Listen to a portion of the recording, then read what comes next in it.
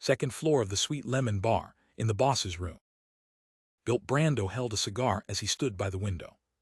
He was looking out, and his eyes were out of focus as he wore a dark and terrifying expression. At this moment a bodyguard entered, bent his back slightly and carefully said, "Sir, Sothoth has returned from the east." "Let him in." Bilt tried hard to correct his expression. Sothoth Yan was his assistant, an important member of the Adventurer Association. In less than a minute Sothoth, who was dressed in a linen shirt, brown jacket and red headscarf, walked in. He looked to be in his 30s and had bronze skin. He had recessed eye sockets and a black mustache below and under his lips. He was obviously someone who spent most of his time at sea. Sothoth bowed rather informally and sized up Bilt Brando. "Boss, something happened." "Yes, something happened. From the looks of it, it will fail." Bilt didn't keep the matter from him as he sighed. "I have no idea how I'm going to answer that important figure." Without waiting for Sothoth to answer, he asked, "Have there been any changes at the Eastern Front?"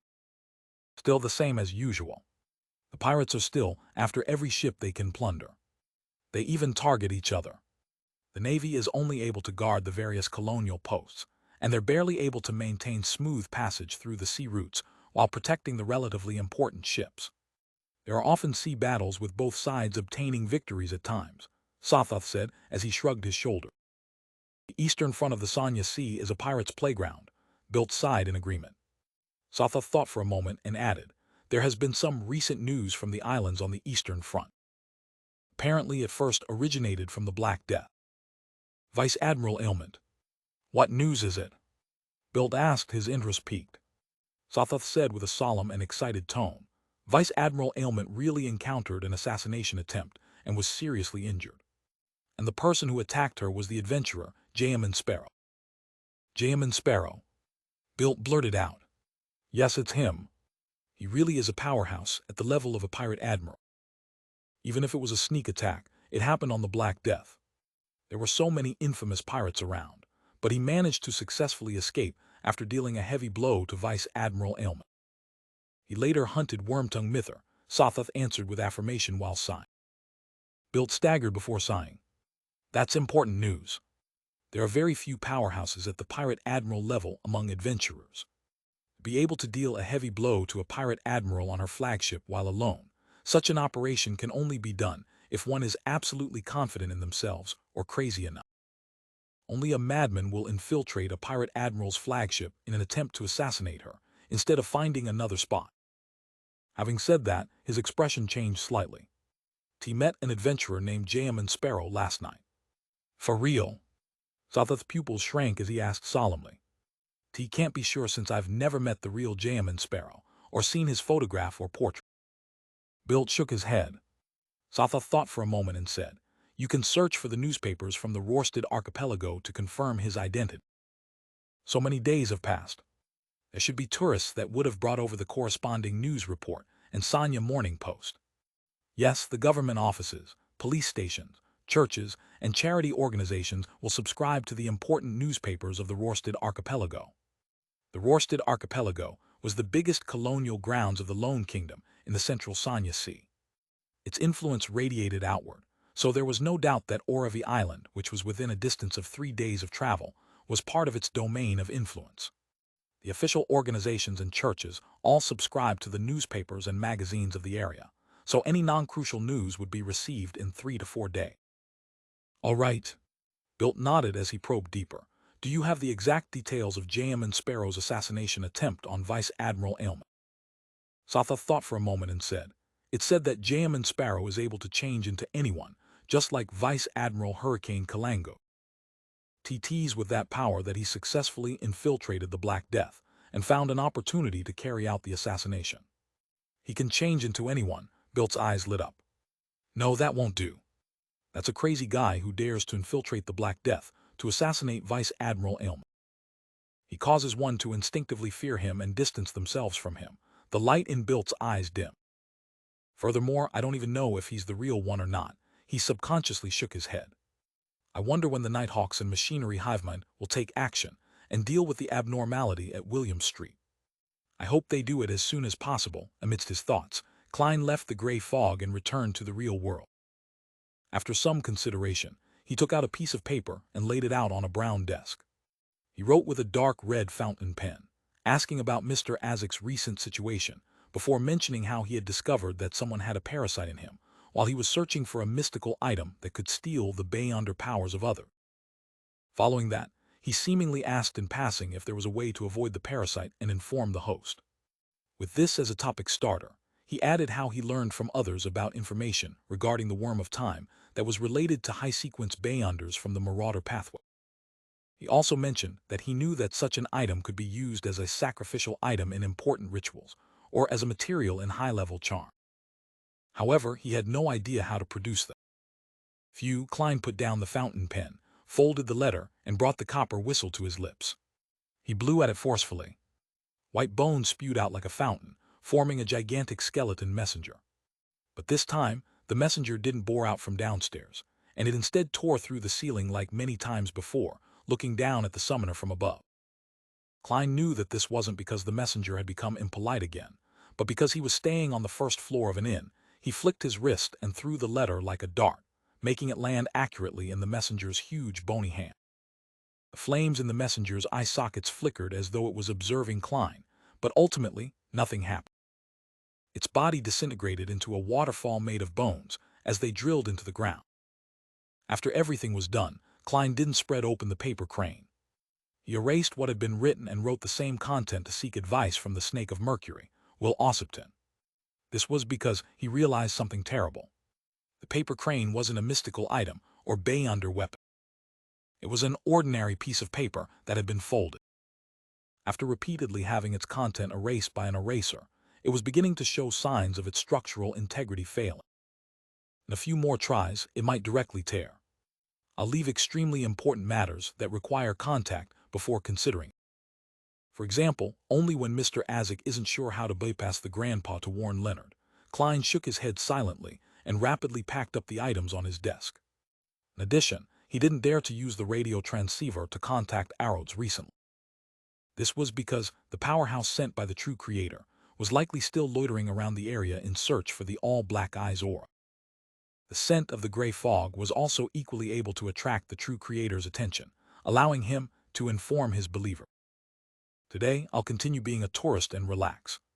Tomorrow, I'll begin searching for an opportunity to do real act. Klein retracted his thoughts, draped on his coat, and took his top hat before walking out the inn. He planned on heading to the mountains outside Orevi Harbor to watch the sunset. This thought stemmed from a popular novel. Its author's name was Leon Mastang. This gentleman was born in Odera and had decided to permanently reside in Backland after the age of 20. His books had introduced the sunset at Mt. St. Draco with immense feelings, believing that it was the most beautiful scene he had ever seen. Klein rode a carriage out the city and walked to the foot of Mt. St. Draco. He took an hour before arriving at the peak of the not-so-tall mountain. Time passed as the sun slowly set, making the blue sea situated to the left of the mountain peak appear like a sea of fire. As for the emerald green forests and the vast fields on the right, they seemed to be gilded. All the colors bloomed with the final touches of radiance in that instant before darkness gradually approached until it became dark. Ships entered the harbor as carriages drove into the city. The busy people began returning home on the roads parallel to the wheat fields and fruit gardens. When darkness enveloped the entire land, specks of warm light lit up one after another inside and outside the city. They were like resplendent gems that dotted the velvet night sky. It's really beautiful, Klein admired for a moment, until all the lights from each family were reflected in his eyes. He turned around in silence and walked down the mountain path. Accompanied by the dark trees, he returned to the foot of the mountain before walking for some distance until he hired a carriage along the periphery of the port city. The carriage stably proceeded forward as the dim yellow halos from the iron-black elegant street lamps silently illuminated the ground, receding backwards into the distance. After some time, Klein returned to his inn. He took out his key and opened his door. There was a bed, a desk, and a chair in the room, silently sitting there in the rich darkness. They silently reflected some of the crimson luster. Klein closed the door very gently and walked to the window. He stood in the shadows created by the curtains and remained motionless for quite some time. The lights outside were still bright. Early the next morning, Klein turned on the tap and patted his face with ice-cold water, rejuvenating his entire body. He had already thought of a way to engage in true act. It was still the hospital, where death could occur at any moment. In the past, Klein had only circled the area without much focus. Loitering around had made it hard for him to find any suitable targets. This time, he planned on using some time of volunteer work to stay in the hospital for prolonged periods of time. He could provide hospice to the dying patients who temporarily didn't have their family beside them. By doing so, he could await the targets he needed.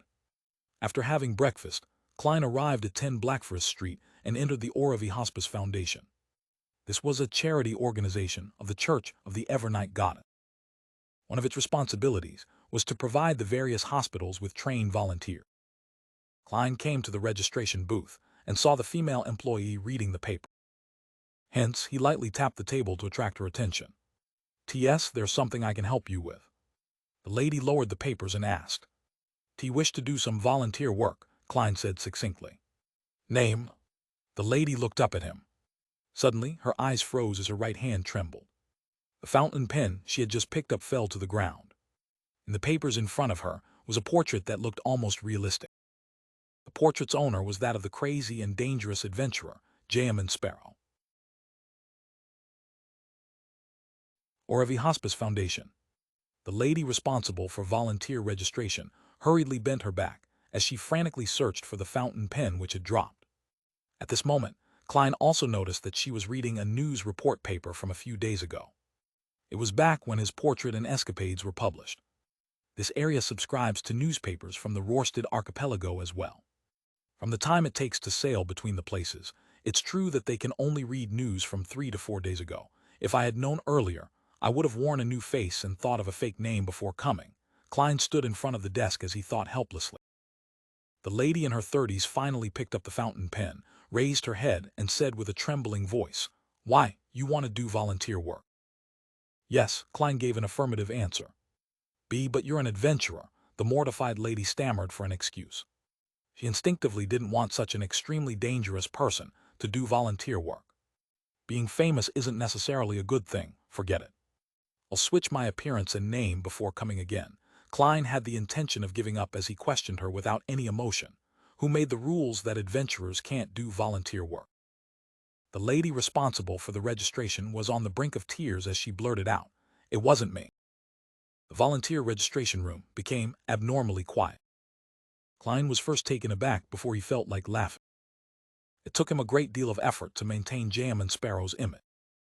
After the lady calmed down, she sensed that her answer was clearly problematic. She forced a smile and said, "No, I mean this isn't regulated by anyone.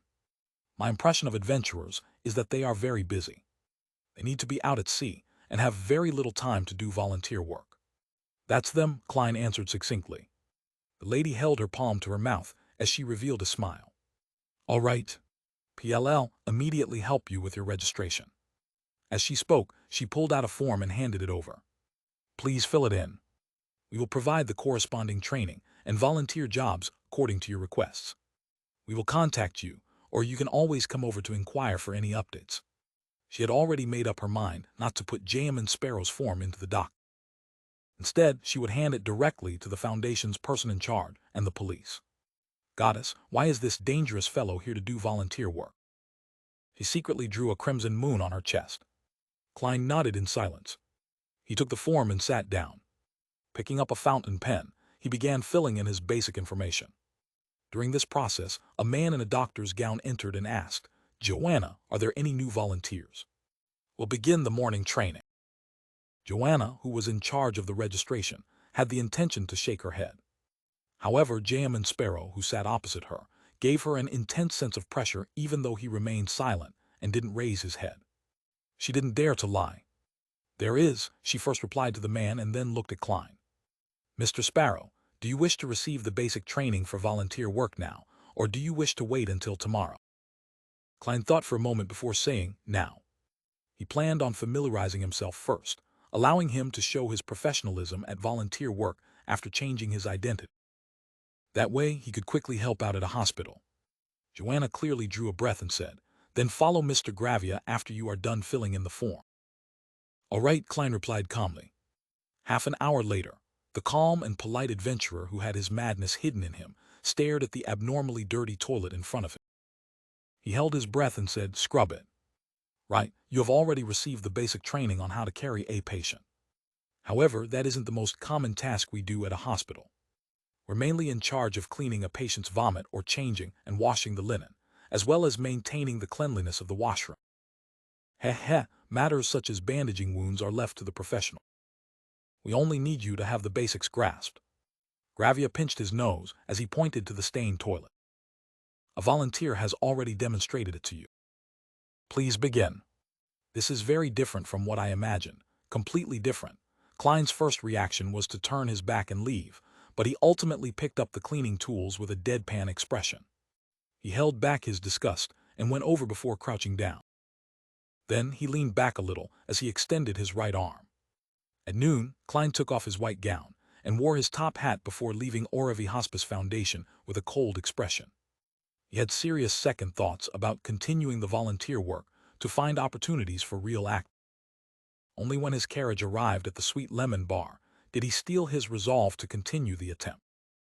"I have to become a nimble right master in 1350 and digest the potion, so as to begin seeking the clues to become a high-sequence Beyonder." Klein emphasized his goal once again. He retracted his emotions and entered the Sweet Lemon Bar. He spent 8 pence for apple cider, marinated pork ribs, and a piece of buttered bread. Together with a cup of rye beer costing 1.5 pence, they formed Klein's lunch. He finished eating in an unhurried fashion before using a handkerchief to wipe his mouth.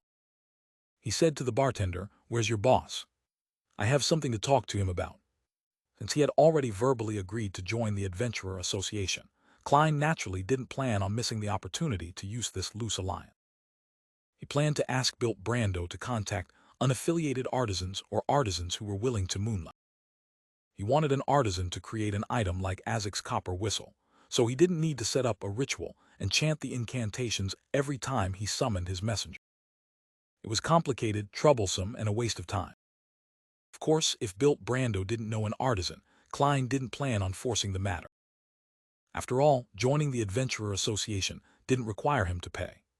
The bartender pointed to the staircase and said, "He's on the second floor. If you've already agreed to join his association and have seen those bodyguards, then they'll let you up." Klein nodded indiscernibly and slowly got up before walking towards the staircase. Indeed, no guard stopped him. Only when he reached the second floor did a bodyguard approach him to inquire about his purpose. Thanks to his reputation as Jam and Sparrow, he easily met Bilt Brando again. He also saw an unfamiliar man beside him. "My friend Sothoth Yan, an important member of the association." Bilt pointed to the man in a red headscarf. At the same time, he exchanged looks with the man and saw the seriousness and puzzlement in each other's eyes. After a simple greeting, Klein got a chair to sit on. He directly said, "I wish to obtain the help of an artisan. I wonder if the association is able to provide any clue." "Artisan?" Bilt sucked at his cigar and paused for a few seconds. He deliberated for a moment before saying, "I do know an artisan, but he's unwilling to meet strangers. This will bring him grave danger. If you have any requests, then I can be the middleman. I believe I have the required reputation to do so. Most churches, mid- and low-sequence Beyonders without any evil intentions could be ignored at times. However, artisans needed to be dealt with indiscriminately. Otherwise, the mystical items they created could flood the markets, bringing about extreme unrest to human society. From the looks of it, the Adventurer Association which Bilt organized isn't just wasting money. At the very least, it has amassed quite a lot of resources and information channels." Klein took out the Murloc bladder which he had long prepared. He wished to make this into a ring, mainly to provide one with underwater mobility. He temporarily didn't mention the messenger, planning to test the artisan's ability and Bilt's reputation. If the messenger summoning incantation became widely known, it would create quite a bit of trouble. Sequence 9 Beyonder characteristic isn't expensive. Even if Bilt succumbs to greed and usurps the created mystical item, it doesn't matter. After all, I have a bunch of charms from the sea god domain. Furthermore, it's not like I can't find him to settle the debt. This is better. For him to be able to organize an adventurer association, he definitely has plenty of money and ingredients. As Klein's thoughts reeled, he couldn't help but size up Bilt. In that instant, Bilt shuddered for some baffling reason. All the hair on his back stood up. He felt as though Jam and Sparrow's eyes looked like he had seen a treasure trove. As treasure, this wasn't a good experience at all. Bilt glanced at Sothoth and forced a smile. This is a Murloc's bladder, right? Making a material at this level into a mystical item basically wouldn't have any accidents. The artisan's fee is 150 pounds. You can pay me after it's crafted. A very fair price. Klein nodded silently as he threw the Murloc bladder over. After Bilt caught it, he added, "Help me ask the artisan if he has the ability to fix the summoning ritual of a spirit world creature onto an item which can be used for at least a year." "No problem." Bilt heaved a sigh of relief before signaling to Sothoth with his eye. Sothoth rubbed his depressed eye socket and took a step forward. "Mr. Jamin, would you be interested in heading out to sea soon? We already have a few pretty good ships. They're planning on hiring manpower to the Eastern Front to hunt pirates." "Interesting, but my focus right now is to digest my potion." Klein calmly shook his head. Sothoth's smile froze before vanishing. He didn't say anything further, as it was a rejection from an adventurer at the pirate admiral level. He and Bilt had already found the relevant newspapers and confirmed the authenticity of Jam and Sparrow. Klein slowly stood up and pressed his top hat to his chest before bowing slightly. "Thank you for your help."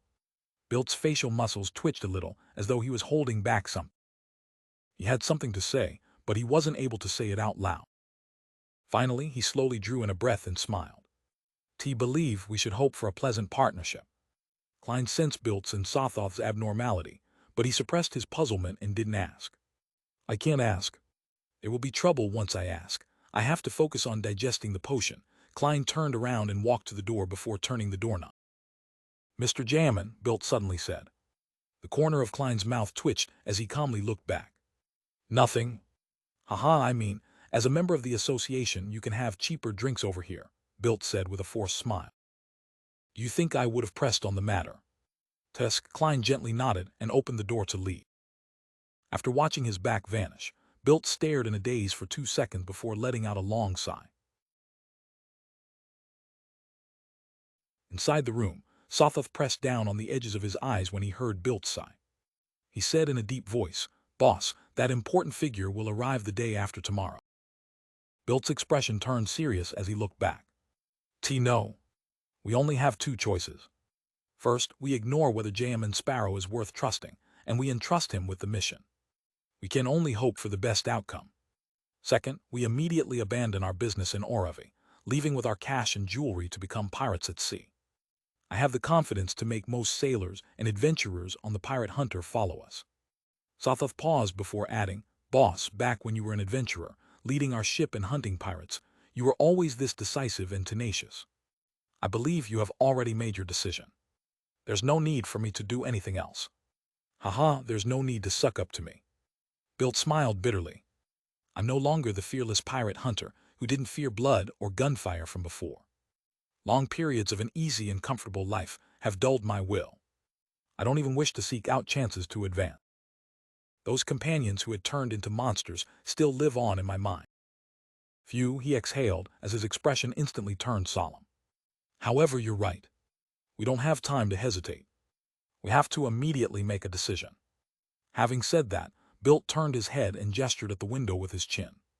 Sothoth was taken aback for a moment before understanding what his boss meant. After leaving the Sweet Lemon Bar, Klein strolled by the side of the street, planning to hire a carriage at the crossroad. At this moment, he heard a window open above him and saw a figure jump down.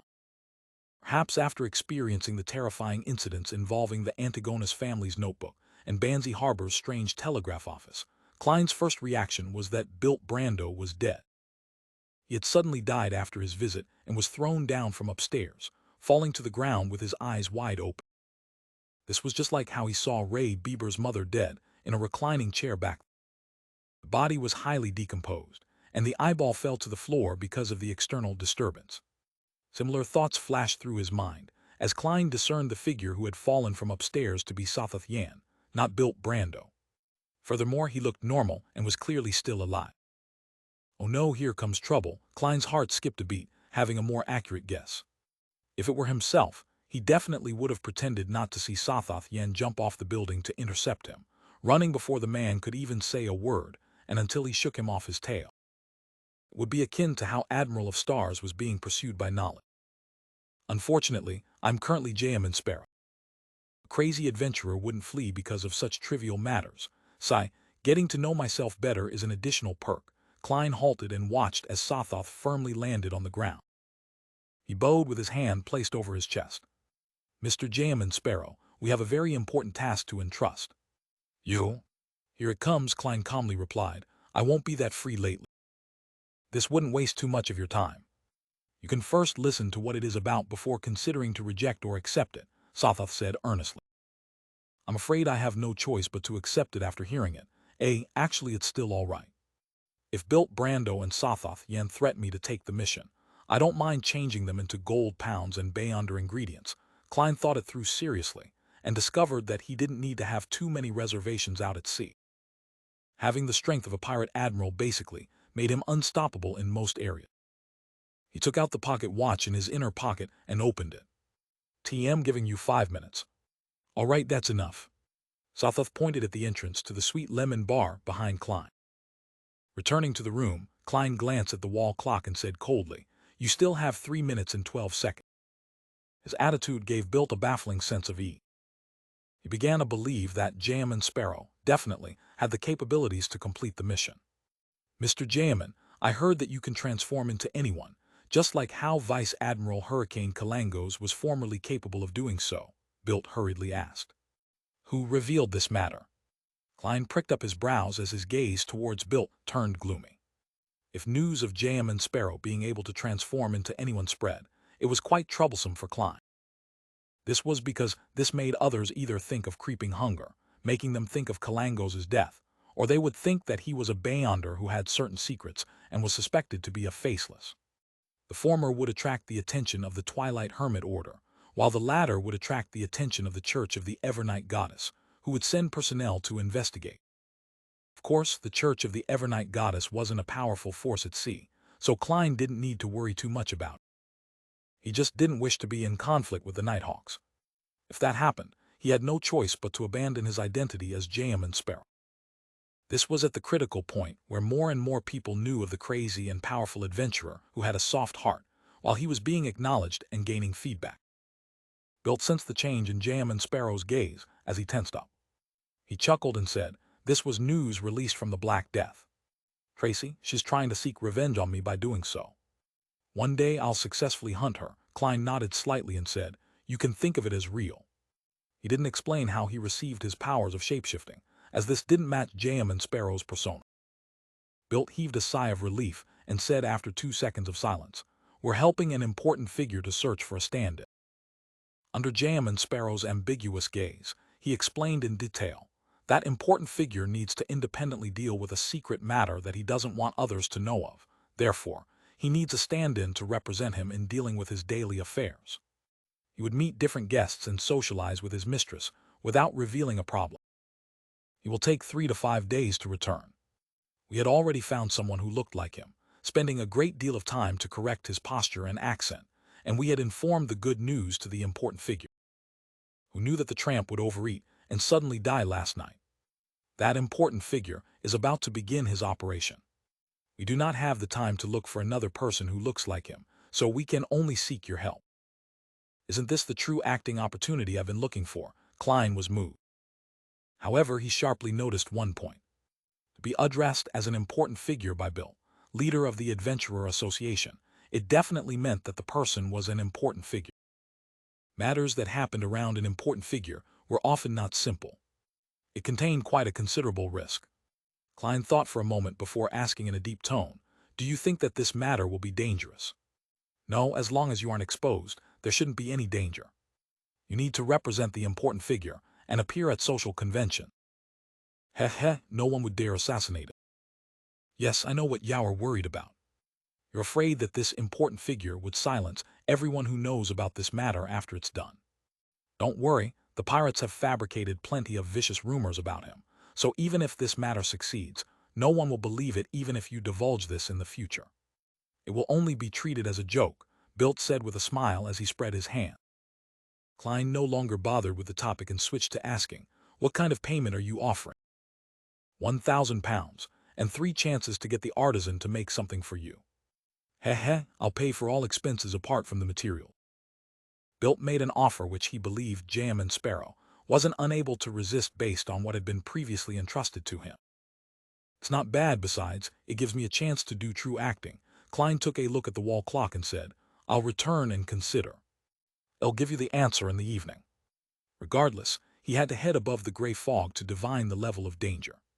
Considering how Bilt and Sothoth were sequence 7, or even sequence 6 Beyonders, Klein didn't directly request to head to the washroom in front of them to prevent them from sensing a problem. As the important figure's identity hadn't been revealed, Bilt wasn't too worried. He nodded. All right. T hope for a pleasant partnership. William Street. A stout man from Fasak, who was nearly 2 meters tall, was searching for clues. Suddenly, he felt his spiritual perception trigger as he looked up. Light which resembled the morning sun's rays surfaced around his body, illuminating the surrounding houses and street lamps as though they were illusion. At the same time, sparks soared on the street as all kinds of supernatural phenomena appeared. Indeed, the Sauron family has sent people over. The man from Fasak, who had his suspicions, cast his gaze straight down the street. He saw Nighthawks wearing red or black gloves as black gun barrels covered with complicated pattern extended out of the rooftops. They were aimed at him, while the surrounding passers-by didn't seem to notice anything amiss. He also saw the Church of Steam and Machinery's Archbishop of the Backland Diocese, Haramic, and the Church of the Evernight Goddess's Archbishop of the Backland Diocese, St. Anthony. Immediately following that, he caught sight of members of the Sauron family raising their hands above their heads through the corner of his eye. The powerful Fasak spies also did the same thing. They had decisively chosen to surrender. Resistance only spelled certain death. There was still a chance of being repatriated by surrendering. At 6:30 that evening, Klein once again came to the Sweet Lemon Bar where he met Bilt and Sweet Lemon Bar. He expressionlessly said, an advance of £500. Then, you will need to tell me who I'm supposed to change into. Bilt couldn't hold back his smile as he gestured for Sothoth to collect the funds from the safe while saying with a deep voice, he's the kingdom's highest-ranking Navy commander of the Central Sonya Sea. His Excellency Admiral Amirius Revel. A real demigod. Office Banquet Admiral Amirius Revel, a true demigod. Upon hearing Bilt's reveal, a few words immediately appeared in Klein's mind. I'm sorry. Bye. Jam and Sparrow pricked up his brows slightly as Bilt hurried to explain. This wouldn't influence the difficulty of the mission. There's no need for anyone to display a demigod's powers throughout the duration of the mission. He cleared his throat and forced a smile. To make the mission not as difficult, His Excellency has specially arranged for him to inspect the Oravi naval base for a few days. This way, he doesn't need to stay in the Central Sonya Sea's Navy headquarters, the City of Generosity, Bayan. As such, he will avoid Sea King John Cotman and the Governor-General of the Rorsted Archipelago, George Negan. He would avoid most of the subordinates he's familiar with, and he'll avoid his family who operates the family estate over there. He will also avoid his mistress, who he's most familiar with. That is to say that you wouldn't need to face demigods or the test of the masses. Here, there will only be 3 people who are familiar with His Excellency. The first is his secretary, Lieutenant Colonel Lewin. He belongs to MI9, and he's in charge of monitoring His Excellency. He likely uses many names, and I'm not sure which is his real name. The second person will be the local mistress His Excellency has here, a beautiful lady by the name of Cynthia. It's said that her ancestor was a noble before his title was stripped, and his family was exiled here. The third person is Oravi's Governor-General, Aston Revel, the youngest brother of His Excellency. Earl Revel from the House of Lords is their elder brother. It really doesn't sound too difficult. Besides, my divination results tell me that it's not too dangerous. Klein fell silent for a few seconds before nodding gently. T need the detailed information regarding Amirius Revel. We've already prepared everything. This is his photograph. These are the descriptions of any unique traits hidden on his body. These are the unique points of his accent. These are the common words he uses. These are the different reactions and attitudes he has towards different matter. Here is the detailed information regarding his interactions with Lewin, Cynthia, and Aston. Bilt was delighted as he produced all the information he received from Admiral Amirius Revel. Klein first took the photograph and saw a middle-aged gentleman with black hair and blue eyes. He had a strict and old-fashioned demeanor, and his hair was a lot more voluminous than most lone men. He nodded indiscernibly before looking up. "I know this is a lot of information, but I believe that you can memorize them all in 2 days. You have to be very professional in such matters." Before Bilt finished his sentence, he subconsciously took a step back because the person before him wasn't Jamin Sparrow but Amirius Revel. The strict and arrogant vibes he exuded was no different from the actual person. Holy Lord of Storms, this is almost a miracle. Bilt looked him up and down, and he couldn't help but be amazed. "However, you can be another 3 centimeters taller. Your legs can be thicker. But it's fine, there's no rush. His Excellency will arrive the day after tomorrow with the Imperial Navy's 1st Central Sanya Fleet. He would inspect the Orevi Naval Base in the morning and attend a banquet held at the Governor General's office. I have an invitation to it, and I can bring you there. You can watch from His Excellency's actions and the way he interacts with different people from the side." As he spoke, he received the £500 that Sothoth had taken out from the safe. He handed it to Klein and said, "I hope for a pleasant partnership." Klein weighed the notes in his hand and studied it with a few glances before saying, "I hope for a pleasant partnership." Backland William Street. As an inconspicuous member of the Red Gloves, Leonard Mitchell leaned on the outer wall of a house, awaiting the preliminary investigation work to end. He had his right leg raised slightly, with only his toes to the ground. It made him look desultory. After a while, he saw his teammate return with a somewhat complex expression. He was excited, puzzled, expectant, and nervous. "Thompson, is there a conclusion?" Leonard's heart stirred as he leaned over with a smile. "Yeah," Thompson nodded and answered frankly. "Both sides have spoken the truth. They have no way of lying in their dreams." Thompson, with his thin hair, wore his top hat once again. "Their descriptions are uniform. Beneath this street is a ruin belonging to the 4th Epoch's Tudor dynasty. The entrance is indeed that abandoned chapel. No one knows if there's another entrance for now." "Yes, that's so." Leonard didn't delve into the details as he exchanged a few words before moving to the sideline. Once again, he leaned against the wall. He looked around and suppressed his voice. "Old man, this is what you're good at. There's a Tudor family ruin hidden here." An elderly voice rang out in his mind. "Yeah, we're becoming more and more impolite. In our era, disrespect to high-ranking people implies being made into living sacrifices. Also, it's impossible for there to only be one Tudor family ruin in Backland." "Are they lying?" Leonard asked softly. The elderly voice chuckled and said, "No, they just don't know enough. If my theories are correct, this ruin likely belongs to the Tudor Trunsost United Empire." "What?" Leonard was stunned. This was an ancient dynasty he had never heard of before. The slightly aged voice chuckled. "What an unknowledgeable kid. After the Solomon Empire was first destroyed, it was replaced by the Tudor Trunsost United Empire. Its double consul ruled all of the northern continent." "Double consul," Leonard ruminated over this phrase. The slightly aged voice chuckled and sighed. "In the ruins underground, there should be 41 inverted candlesticks on the left and 40 on the right. 2 of them look like they belong to the throne of a giant, and heh. It might be where Alistair Tudor became Blood Emperor." Leonard frowned slightly before easing them.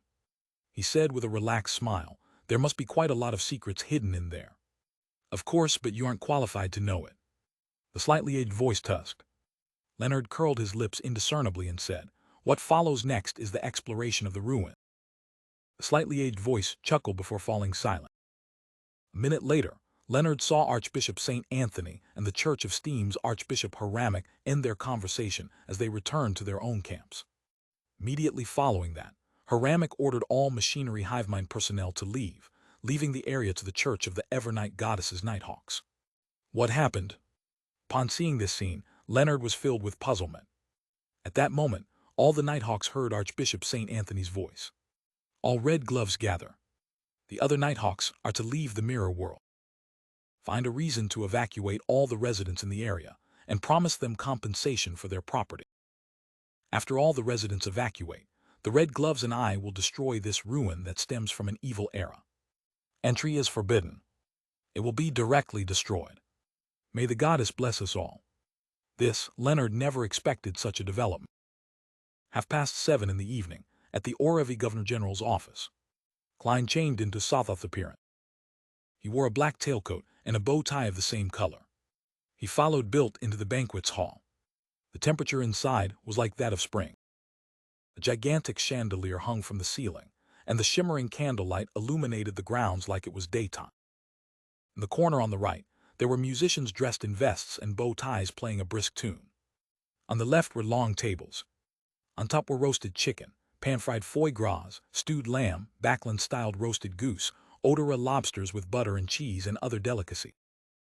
Despite the distance, Klein could still catch a whiff of the fragrance wafting over. He planned on getting a plate and filling it with food. At this moment, Bilt tugged at his collar in a reserved manner. He leaned his head over and suppressed his voice. Remember the etiquette as required by such banquets. Our current goal is to observe His Excellency's actions, so just taking a cup of wine would do. There's misty champagne here, Almere grape wine and Southville red wine, all famous alcohols that are seldom seen outside. You can drink some, but not a lot. We have to maintain sufficient sobriety. Yes, try to just go through the motions when drinking. Klein retracted his gaze and nodded. The two of them took a cup of golden champagne, whose minute bubbles were like mist, from a red-vested waiter who passed by them. Then they moved towards the banquet's highlight, where Amirius Revolt stood wearing his dark blue Navy Admiral's uniform. With their standing, they naturally had no way of approaching the Admiral. All they could do was observe his every action from a slight distance. Amirius's figure is normal. It doesn't look that fit. The corners of his mouth droops a little, indicating his actual age. He doesn't have a beard. His blue eyes seem to hide an authority that one cannot reject or defend against. His dark blue Admiral uniform is starched well. There's a red lanyard at his shoulder, which joins to his chest where there are all sorts of medals. His sleeves have golden cufflinks, accentuating his epaulets of the same color. His epaulets are split into 3 parts. From inside out, there's an embedded crown with rubies, the cross scepter and sword, 4 stars made of diamonds. Klein began scrutinizing and used his faceless powers to memorize all the detailed characteristics of the Navy Admiral, as well as the attitude he used when talking to different people. During this process, he only took a sip of the misty champagne and didn't take note of its taste. After he had mostly gathered all the information, Klein exhaled and allowed his mind to rest. The great drain on his mind made him hungry. Hence, he placed the wine cup on the tray of a red-vested waiter, and he planned to get some food from the long table. At this moment, Bilt leaned over and said, "His Excellency has given me the signal. We will be meeting him at an agreed location." T40E Klein retracted his gaze from the roasted chicken and swept a cold glance at Bilt. Bilt shuddered as he hurriedly turned around, leading Jam and Sparrow from the floor-to-ceiling window and into the garden. After walking for nearly a minute in the secluded path, he paused and pointed at Klein's face. "You can change into His Excellency's appearance. Just pretend that you're that tramp who looks like him." Klein nodded gently and extended his palm to wipe his face. He did so to conceal the disgusting tendrils and granules that might appear on his face while changing his appearance. By the time he lowered his palm, Bilt saw a middle-aged gentleman who looked somewhat like Amirius Revolt. "Very good." Bilt took a few steps forward and came to the entrance of a sundry's room. He extended his hand and pushed open the unlocked door. Amirius Revolt was still wearing the eye-catching Admiral's uniform. His body was standing sideways to the door as he observed the garden outside by the window. At this moment, he turned his head and cast his gaze onto the person who resembled him. The indescribable pressure and might made Klein involuntarily lower his head. Amirius Revolt's gaze didn't stop there as it slowly moved to Bilt. He said, without any tinge of emotion, "This isn't the tramp you mentioned before. He's a Bayonder." Contract. Upon hearing Amirius Revolt's descriptive words, which weren't a question, Bilt's forehead instantly broke out into a cold sweat. He turned agape, hoping to explain himself, but finally he plopped to his knees and said under the indescribable pressure, "Admiral, Your Excellency, the tramp from before suddenly died of an illness. I had no choice but to find an adventurer who can shapeshift." At this moment in time, Klein wasn't too nervous. This was because Amirius Revolt had already noticed him during the banquet. There was no reason for him to only recognize him as a Bayonder only now. For him to agree to their meeting and not directly avoid the risk meant that he didn't mind who Bilt had hired. Not worried at all. This is the confidence of a demigod. Otherwise, his Beyonder pathway is able to avert disaster ahead of time. Klein raised his head with great difficulty as he cast his gaze towards the Navy Admiral beside him. Quite strong, Amirius Revolt commented without an expression. He continued looking at the genuflecting Bilt and said, "Do not try to use your under-the-table smarts in front of me. An ordinary person and a Beyonder in this world are different, and I'm a follower of order, making me be able to be certain of this. Of course, it's identical to what's written in the information. This admiral is inclined to expounding on certain things. I have to remember this point. This is a completely different style from me and Jam and Sparrow." Klein retracted his gaze in thought as he cast it to the ground, as if he was unable to withstand the pressure. Amirius Revolt took one step forward. "Lying is the first mistake you committed. Not being cautious is the second. A tramp you spent a great deal of effort on to groom had suddenly died, and all of a sudden, an adventurer who can shapeshift appears in front of you. Don't you find it a coincidence?" "Yes, it's quite coincidental." Klein nearly said the same thing. If not for his confirmation above the gray fog, he would have suspected if he was being set up by a legendary creature or a Grade 0 sealed artifact. Bilt's pupils constricted as he snapped to his senses. He discovered that due to his horror and fear, all he thought about was to grasp at the final life-saving straw. He had lost the caution brought about from his experience, having not considered whether Jam and Sparrow's appearance was a coincidence or not. The tramp had suddenly died on the day he arrived at the Sweet Lemon Bar. The more Bilt thought about it, the more he felt as though he had fallen for some intricately planned trap. As Amirius Revolt watched Bilt's expression change with enlightenment and regret, he nodded gently and said, "My father, the deceased Earl Revolt, once taught me this. He said to pardon the first mistake of a subordinate. Bilt, you should be thankful for his benevolence." Bilt's tense mood eased instantly as he felt extremely moved. He thought Amirius Revolt, who was closer to God than man, would execute him on the spot, so as to warn all the adventurers who were under him, who knew that he would choose to pardon him. "Your Excellency, I." Bilt was momentarily unable to form a sentence. Amirius maintained his stern expression and said in a deep voice, "There's a second half of the saying, that is, punish them for their second mistake. Bilt, do you know what you should do in the future?" The genuflecting Bilt immediately straightened his back and pressed his right fist to his left chest. "T'll be utmost loyal to you, Your Excellency." Amirius nodded and turned to Klein. "What's your name?" "That depends on which identity you're asking about." Klein lampooned inwardly and calmly replied, "Jam and Sparrow." Amirius Revolt suddenly fell silent for 2 seconds, as the atmosphere in the sundry room seemed to freeze. Just as Klein couldn't help but feel uneasy, Amirius finally said, "So it's you. Your Excellency, you sound as though you know me." "I'm just an ordinary military informant. I only exchanged some bounty through you. I haven't even made any reimbursement claims." Klein silently mumbled as he felt less and less confident. Amirius nodded and said to Bilt and Klein, "The plan will proceed as per normal. However, we need to sign a contract." "A contract?"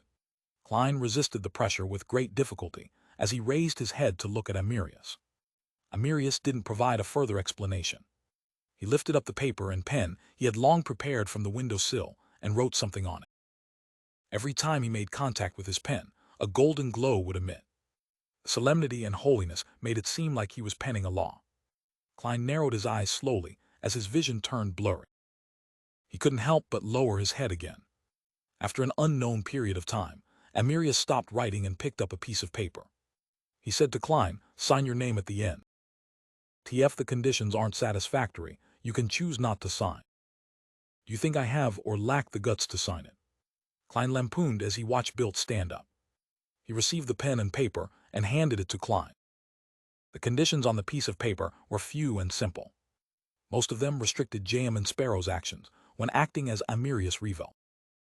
It included, but wasn't limited to, voluntarily exposing any problems, not using his identity to engage in acts which were adversarial to Amirius, as well as not make any intimate contact with Miss Cynthia, etc.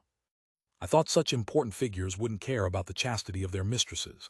This admiral is indeed an old-fashioned man, however. I'm not such a person either. Klein hid his curiosity and asked as though it was an academic question. What if Miss Cynthia chooses to make intimate contact with me? In between the lines, he was saying that being too distant or resistant made it easier for Cynthia to notice a problem. He was asking how he should balance the act. It's fine, Amiria said without any expression. During the contract's validity, you will not have any desire or lack the ability to do it when facing her. You can do that. This contract is rather powerful, apart from a contract with spirit world creatures. This is the first time I'm seeing other contracts. Furthermore, the former used the power of the underworld. This contract is only between two parties. Is this a demigod beyond power of Admiral Amirius? The Arbiter Pathway. Klein shot a glance at the dates and discovered that it lasted 5 days. Is he confident that he will return within 5 days, or is his level only capable of implementing a contract for 5 days? Klein read the conditions once again before taking the fountain pen and wrote the name, Jayaman Sparrow. With the final character written, he saw the words on the piece of paper emit a golden glow as they condensed into a resplendent luster. Amidst the resplendent luster, the piece of paper rapidly dissipated and vanished, as though it had fused with the world's rule. An invisible and faint gray fog gently rippled around him, as Klein clearly sensed layers of indescribable restrictions placed on him. These restrictions quickly melted into his body, temporarily becoming one with his spirit body and physical flesh. The gray fog can block out bad and good luck from external sources to a certain extent, but it's unable to screen a contract I signed, that's right. If it can screen it, the contract with the messenger wouldn't have been valid. Klein gazed at Amirius Revolt once again in enlightenment. The Admiral had already converged his might, as he produced a dark gold charm in his palm. On it were the symbols and magical labels representing the Sword of Judgment. Its entire body was converged and somber, giving one the feeling that it was part of a codex. This is a high-level charm using my blood, a fourth epic ancient codex, and the royal family's grade 0 sealed artifact, Amiria said calmly. Its name is Ninth Law. When it's injected with minute amounts of spirituality, it can produce a might that's similar to mine. This can be done even by ordinary people. Without it, you'll find it very difficult to pretend to be me. Indeed, the might I show in a disguised state is only superficial. It's fine fooling others usually, but once there's a need to shock and awe any subordinate, that would be useless. Klein secretly heaved a sigh of relief. Amirius continued, with your present strength, you should be able to withstand its usage. Through it, you can indicate a necessary restriction on the target, making them be in an extremely disadvantageous state. This way, even if a demigod were to sound you out, you'll be able to scare him away. If no mishaps happen at the end of everything, and if you had no need to use it, then it will be yours to keep. TT can be used for a year. Klein was first taken aback before he felt a strong sense of delight. He finally had another high-level charm ever since that time. He used up the one which was created with the mutated sun's sacred emblem. Although such an item had a time limitation and was single-use, a pro was that it didn't have any negative side effects. Of course, the stringent requirements that were needed to create one made them very rare in number. As expected of a demigod, he's a lot more generous than built. Bribing a tramp and an adventurer at the pirate admiral level are different in cost. As Klein thought in happiness, he silently extended his palm and received the high-level charm named Ninth Law. Then he saw Amirius remove his belt. After a brief silence, Klein kept his embarrassment in control as he took off his clothes without an expression on his face. Soon he had switched clothes with Amirius and had donned the dark blue starched admiral's uniform. After watching Amirius and Bilt walk off through a secluded path in the garden, Klein calmly adjusted his buttons and turned to look at the glass window. Under the dark night and the crimson moonlight, the glass window was like a mirror. It vaguely reflected Klein's present looks. He had black hair which was neatly combed back, blue and profound eyes, slightly drooping cheeks, a beardless face, and an old-fashioned and stern demeanor, all while dressed in a dark blue attire with a lanyard, medals, and epaulets. Klein twitched the corners of his mouth as he silently said to himself, "From this moment forth, I'm a Navy admiral." As he touched the Ninth Law charm in his pocket, Klein adjusted his height and details regarding his appearance, making him look identical to Amirius Revel. He walked out from the sundry room by using another door and walked down a silent corridor, back into the Governor General's office. On the way, waiters and maidservants would occasionally pass by him, but no one dared to look straight at him. Just catching sight of his admiral uniform, would have them scurrying to the sides as they bowed with their heads lower. Any person of the same height could probably find his way into the banquet hall when donning these clothes. I have to say, acting as an important figure can be easier than acting like an ordinary person. Klein continued looking straight as he maintained his somber attitude. He walked towards a path paved with black brick in an unhurried fashion. He soon heard beautiful and melodic music as elegant wall lamps were burning with gas, illuminating the dark environment. Just as Klein approached a break room, he saw a room open. A middle-aged man had been waiting there as he walked over. The man had black hair and blue eyes. His facial features somewhat resembled Amirius, but his forehead was higher and his eyebags were puffy. The corners of his mouth didn't droop. He was none other than Amirius Revelt's youngest brother, Aston Revelt. This gentleman had once served in the Navy, and he had been promoted to colonel after rendering meritorious services in the southern continent's colony. Later, he got sick of his military career, and together with political balance, he agreed to a switch in career and became the governor-general. In the 5 to 6 years he was in Orevy, due to the importance placed on the island's location and resources, he pushed for the Revelt family to mass-purchase farmland and estates, allowing him to own plenty of property. This wasn't completely obtained through his powers either. Stan and the Revelt family had paid a sufficient price, and they even took loans with the bank. It wasn't like the Balam East Coast, where land belonging to the Fasek people were forcefully bought at extremely low prices. Of course, if he wasn't governor-general, then Orevy and his elder brother wouldn't be the highest commander of the Central Sanya Seas Navy, and the Revelt family wouldn't have so easily convinced their targets to sell such excellent farmland and estates. Here comes the test. Klein calmly approached and stopped in front of Aston Revelt. Aston looked around and asked in a deep voice, "Have you decided on that matter?" What matter? Klein first felt blank before he recalled an introduction in the information he received.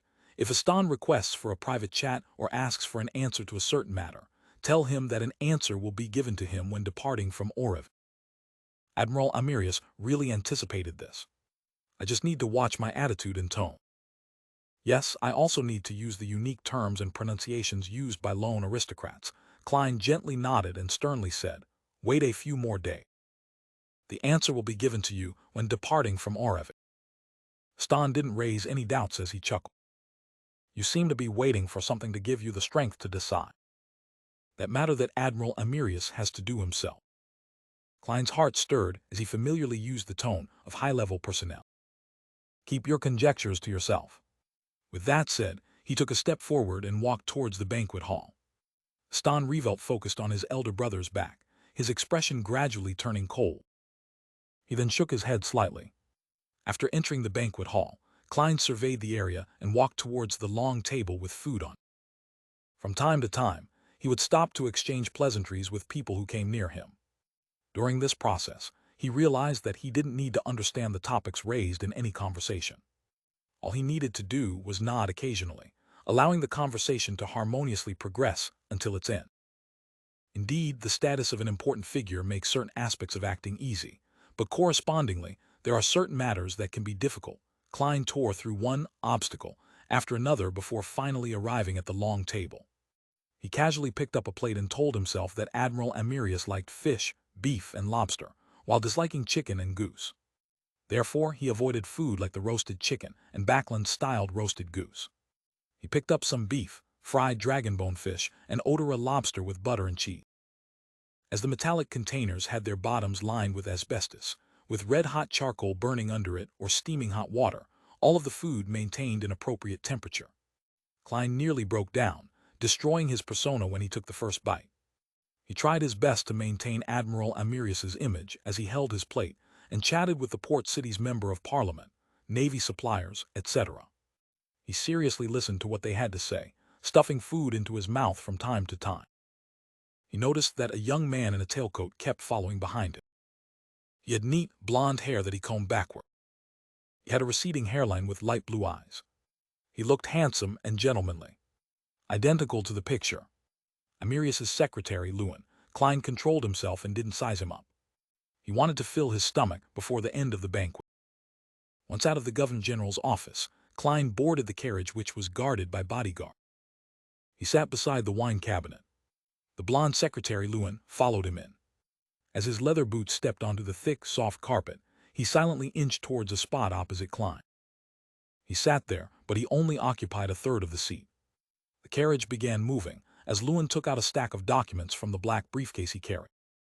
Your Excellency, this is the Oravi Naval Base's ledger for the year 1349. Klein extended his hand over and casually browsed through a few pages. What? £1 for a roll of toilet paper. The naval base's bathroom was renovated 20 times a year. Klein did some simple math and discovered all sorts of ridiculous line items. Is an accounting such as this way too simple and obvious?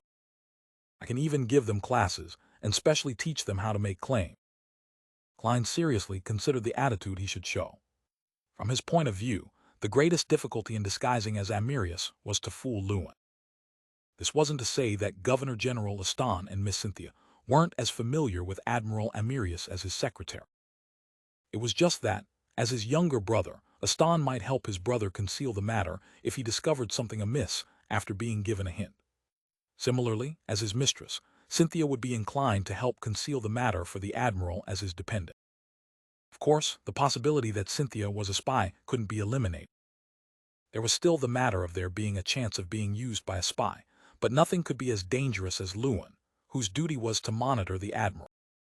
I can't expose any problems. What kind of attitude would Admiral Amirius have when faced with such a report?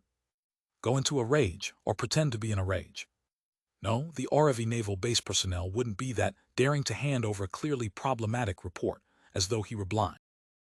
They must have a certain level of confidence and a tacit understanding between them. As the information didn't mention this, Klein could only make a judgment based on his experience. Furthermore, he could confirm that either the Oravi Naval Base's report was beyond Admiral Amirius's expectations, or was determined to be of little importance.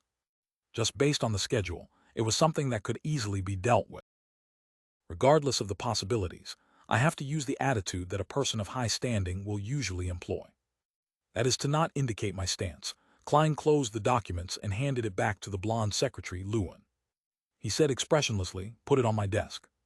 In between the lines, this sentence meant, Tile looked through it carefully. To others, it would mean something different based on their standpoints. If the Oravi Naval Base had done it without warning, this meant that the Admiral was somewhat dissatisfied and was awaiting an explanation. If the two had reached a tacit, mutual understanding on the matter, it meant that Admiral Amirius wished to obtain more favorable benefits in the matter. As for whether it would offend anyone, Klein didn't care.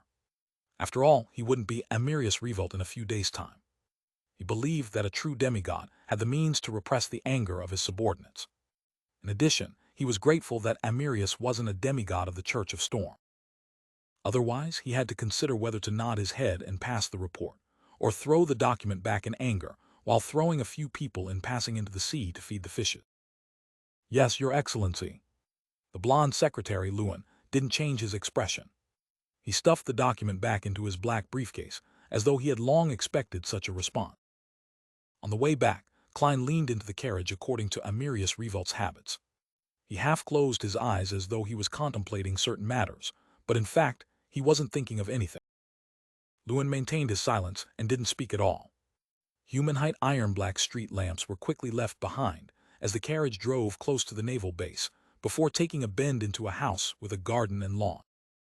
Just as Klein walked up the steps, a butler opened the door for him as servants lined the two sides, reverently awaiting his entrance.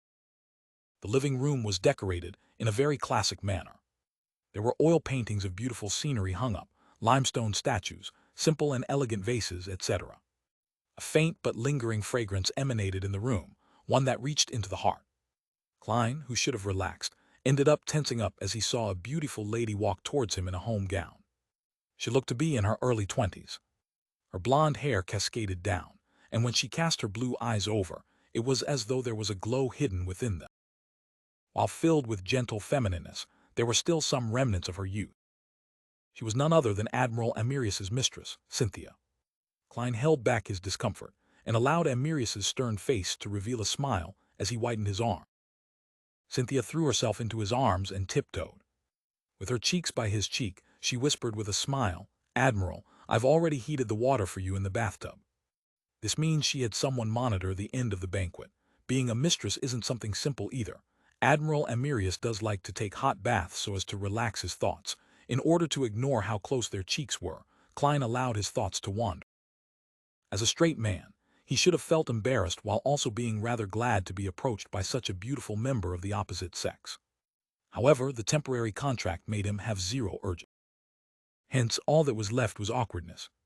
Very good, Klein praised her as he gently pushed Cynthia away, having had nowhere to place them. Knowing that the Admiral didn't like to be intimate in front of the servants, Cynthia retreated and led Klein to the second floor. He was brought into the bathroom as he prepared a bathrobe for him. After doing all of this, Cynthia instructed the servants not to come to the second floor unless they heard the bell ring. Then she returned to the bedroom, took off all her clothes, and changed into a nightgown made of silk. Her nightgown revealed plenty of her chest. It was an alluring snow white, and deep in her cleavage was a special necklace pendant. It was like a miniaturized black rhinoceros horn, about the length of a finger segment. Cynthia took off the necklace and stuffed it under her pillow. Amidst her blushing and hesitation, she left the bedroom and came outside the bathroom where the Admiral was bathing. Mustering her strength, she pulled at the handle. Creak. Her hand paused. She realized that the bathroom's door had been locked from the inside at some point in time. With a blank look, Cynthia instinctively yanked at it again. Creak. Creak. The bathroom's door didn't budge an inch. The bathroom was partitioned inside. The emanating steam covered the entire bathtub. Apart from his head, Klein's entire body was soaked in the hot water. He lay there in such great comfort that he didn't even wish to move his toe. What a beautiful night, if only there was no Cynthia outside. I still have to deal with her later, Klein sighed as he considered what excuse to use to avoid being intimate with her. In accordance with Admiral Amirius Revolt's traits, he decided to first use work as an excuse. After that would be the excuse of him not feeling well, him losing the ability to have sex, him needing some time to digest any medicine he had just taken, and how he had suddenly realized his true sexual orientation, making him find curly-haired baboons extremely attractive. As for whether this would damage the Admiral's image, Klein didn't feel the slightest bit of pressure. As long as he prevented Cynthia from suspecting that he was a fake Amirius Revolt, he would have perfectly completed his mission. The subsequent explanations for those excuses, and how he finds an excuse to explain his recovery, would all be Admiral Amirius's problem. What has that got to do with me, J.M. and Sparrow? And what has J.M. and Sparrow's ruined reputation have to do with me, Sherlock Moriarty? Klein stood up in satisfaction as he walked out to the dry partition while dropping wet. He got a bath towel and dried himself. After changing into a hanging bathrobe, Klein inhaled silently as though he had unlocked a major enemy in his quest. He opened the door to the bathroom. Seeing the corridor empty, with only the light from the wall lamps on both sides illuminating the darkness, Klein felt slightly relieved and was no longer as tensed. This is almost the same feeling as challenging a pirate admiral. As he mumbled, he realized a serious problem. He had no idea which of the rooms was the master bedroom or study. Regardless, I have to inform Cynthia, otherwise it would make Admiral Amirius appear strange. Klein recalled the layout of similar houses in an attempt to accurately find the master bedroom. At this moment, the door to the room diagonally across him creaked open. Cynthia, who was draped in a silk nightgown, walked over. Her blonde hair appeared wet and messy as they cascaded down. There were even a few strands of hair fluttering in front of her blue eyes and bright red lips. It hid the glow in her eyes as her lips were somewhat closed. She appeared extremely alluring under the dim environment. The neckline of the silk nightgown was very open, as snow whiteness and a deep cleavage was reflected in Klein's eye. CC0 Klein nearly raised his head to look at the ceiling, to avoid the intense stimulation. Calm down, calm down. You are Amirius Revolt besides. You've seen a half-naked demoness before. Compared to an ailment maiden, this lady's charms are clearly insufficient. Wait, why am I thinking about demonesses? Who knows if they were formerly men or women? Klein maintained his gaze as he sized her up and down with a teasing tone. In that instant, he could sense that primal desire, but there was no response from his nether regions. This is the result of the temporary contract. In fact, Admiral Amirius didn't need to go through the trouble. Even if I have the urge, I'll be able to control myself. What kind of situation haven't I encountered before? Yes, Cynthia is a little different from what the records say. Isn't it said that she became Amirius's mistress about 1 to 2 years ago?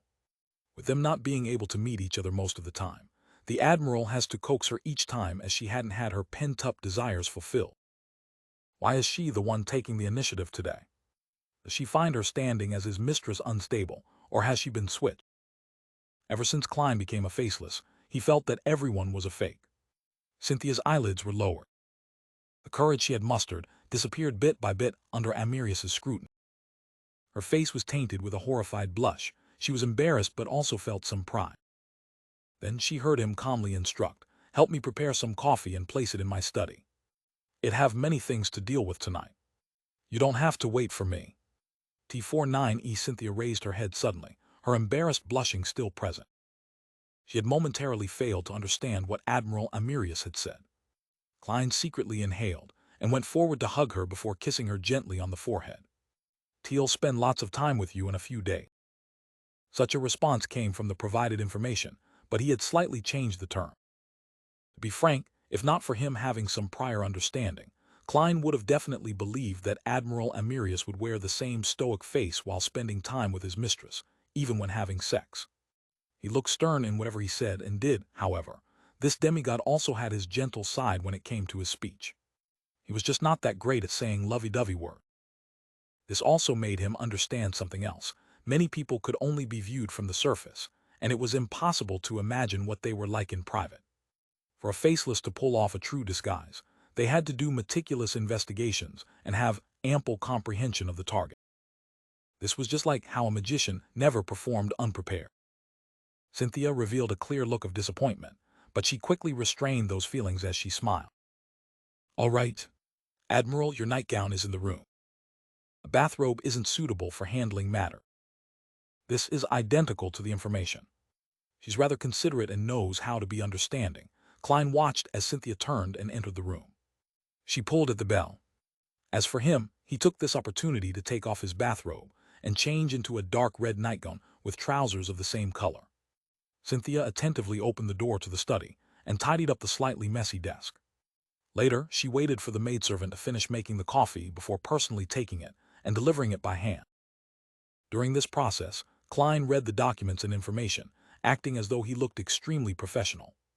But in fact, he had little idea about the data and designs plans of ironclad warships and sail battleships. He was no different from an illiterate. In this domain, all he knew were carriers, air domination, the main cannon guns, and turrets. When he saw Cynthia silently leave and close the door behind her from the corner of his eye, Klein relaxed completely. He knew that he had finally survived the night. Inside the master bedroom, Cynthia pursed her lips as she took out the necklace under her pillow and tightly clasped the item resembling a black rhinoceros horn, which was the length of a finger segment. She stood there and silently prayed, "O great mother tree of desire, please, make me more alluring, allowing Admiral Amirius to be even more mesmerized by me, so that he can gain extreme pleasure from me and bear me a child." Inside the quiet study, Klein flipped through the pile of documents placed in front of him. He followed the handling methods according to what the information indicated. He chose the simple ones and signed Amirius Revolt's name on them. The reason why he could mimic his signature was because Faceless allowed him to remember a target's unique traits, while Clown gave him the precise control needed. The complicated ones he couldn't understand had notes written with the following vibe: "Continue studying the matter." After busying himself until midnight, Klein reached out to cover his mouth and yawned slightly. "This won't do. I need to sleep. I have plenty of challenges tomorrow. I have to maintain sufficient strength and energy." Klein thought for a moment and gave up the idea of returning to the master bedroom. He raised his right hand and pressed down on his half-closed eye. He pulled them down and moved his eyes to his nose bridge. Following that, Klein opened up two slits where Klein's eyes originally were and used his flesh to produce a pair of fake eyes. "After becoming a faceless, I'm really beginning to resemble a monster. If only I had such a godly technique back in school," he sighed silently. He half leaned his body as he kept his real eyes closed, while his fake eyes were left open to read the documents. His specialty as a clown allowed him to maintain his balance. He remained motionless like a stone statue. After an unknown period of time, Klein suddenly awoke from his dream. He sensed that there was a force attempting to pull him into a deep slumber before infiltrating him. "Who is it? I didn't do anything recently. Why would anyone enter my dream? That's not right. I'm now Admiral Amirius Revel." Klein's heart stirred as he immediately changed his looks. Even in his dreams, he appeared to be that demigod. Meanwhile, he felt his consciousness tightly contract, as though it was avoiding something. This is different from an ordinary dream infiltration. I've clearly regained my lucidity, and I can escape by myself and wake up, but I'm unable to leave this dreamscape. Klein found plenty of oddities as he tried a few attempts. He knew very well that he was sleeping, and he could sense and control his body outside the dream, but no matter what he did, he was unable to wake up. Right on the heels of that, he saw a blurry white gas form an indiscernible figure. Klein narrowed his eyes slightly as he tore through the dream with his psyche, allowing his real body to move silently. Then he put his palm into his pocket to touch the ninth law charm. At that moment, the blurry figure calmly said, "Do not participate in the matter regarding Aston." This is a warning. Quite impressive to warn a demigod. What is Aston and the others thinking of doing? Klein thought for a moment and emanated his spirituality, allowing the ninth law charm to produce a deep sense of dominance. Then he imitated it and produced the same feeling in his dream. He said with a deep voice, "Who are you? Who do you represent?" The blurry figure was taken aback before he said with a laughing sigh, as expected of law weaver Amirius, "You actually managed to maintain your lucidity in such a situation." No, no, no. Although Amirius has a title of law weaver, he's not adept in such matters. You should say, as expected of Lord Fool, Klein lampooned and sternly said, "Answer my question." The blurry figure chuckled. "You don't need to know who I am. As a demigod, you should be clear that everything is fated, likewise for the time. Do not resist the fate of an era, which is also the trend of the time. This will only make you a sacrifice of history." Fate of an era, the trend of the times, sacrifice of history. When he heard this, Klein suddenly thought of a term, Twilight Hermit Order. However, Klein didn't say a word, nor did he say those words. This was because Admiral Amirius would be him for the next few days. Seeing Lawweaver Amirius fall into silence, the blurry figure didn't say another word. It turned into an emanating white gas before vanishing from the dream. Day few. What exactly are Amirius and Aston Revolt scheming about? To attract a warning from the Twilight Hermit Order, unless it can truly change the times and influence the direction of history, this ancient and secretive organization wouldn't even show itself or reveal its identity. Klein stood by the side of a magnificent castle in his dream, thoughtfully watching the spot where the blurry figure had disappeared from. Amidst his thoughts, he suddenly snapped awake and was no longer as certain about his theory. The ploy which Admiral Amirius and his brother are planning might not really influence the trends of the time. Although the Twilight Hermit Order only involves itself in important matters, as a leader of another secret organization, Klein clearly knew that apart from carrying out the organization's own mission and values, it also provided help among members. From Emperor Rosel's diary, I can tell that the Twilight Hermit Order has members from different domains, standings, and sequences. Apart from a number of them fervently believing in the original creator as they await the coming of Twilight and the awakening of the true God, the rest are only seeking to benefit themselves.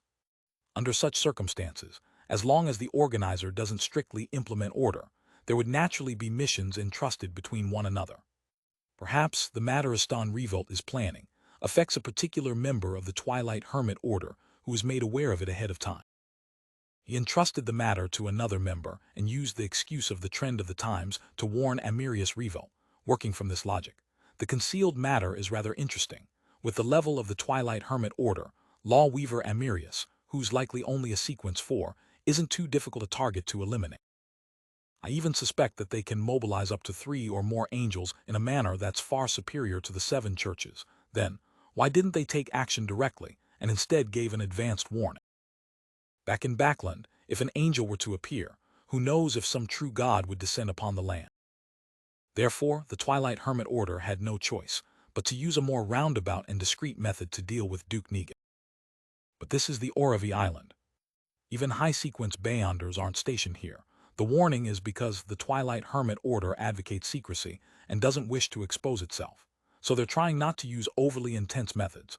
Or is it the case that the member who assigned the mission doesn't wish to see Amirius killed?